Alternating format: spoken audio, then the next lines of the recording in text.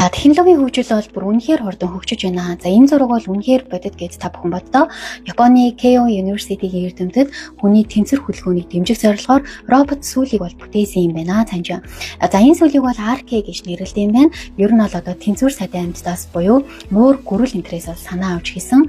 За энэ сүүл нь бол эргэлт за мөн огцон хөдөлгөөн болон биеийн жингийн инерцийг тэнцвэржүүлэх за мөн өндөр газараас өсөрөхөд тогтворжуулдаг ийм сүүл юм байна. За бүтцийн үед гэх юм бол метр орчим урттай 5 кг орчим жинтэй за нуглам шиг олон үес бүрддэг за агарын даралт болон мотортой эсгүүдээр хөдөлдөг ийм одоо бүтцтэй байх нь за алхах үед бол автоматар тэнцвэрийн хөдөлгөөнийг хийж бол унах магадлалыг бол бууруулдаг байдлаар хийсэн бөгөөд за эдгээр сүүлнүүд нь бол ахмад настанд төдийгүй настай хүмүүсийн одоо булчин сулраа за тэнцвэр алдах эрсдлийг нь бууруулад за унахгүйгээр алхахад бол тусалдаг юм байна. За үүнээс гадна бол сэргээн засах эмчилгээнд болон за ажил хөдөлмөрийн салбарт бол хүнд зүйл өргөх хөдөлгөөн ихтэй ажлуудад нуруу булчингийн ачааллыг одоо бууруулах боломжтой ийм давуу талтай юм байна. За робот болон виртуал орчинд бол хүний хөдөлгөөнийг илүү жинхэнэ мэдрүүлэхэд бас ашиглаж болох ийм сүүл юм байна. За энэ сүүлийг бол цаашдаа хэрхэн үр ашигтай хэрэглэх юм бэ гэвэл эрдэмтэд бол одоо спортын бэлтгэл, за VR тоглоом болон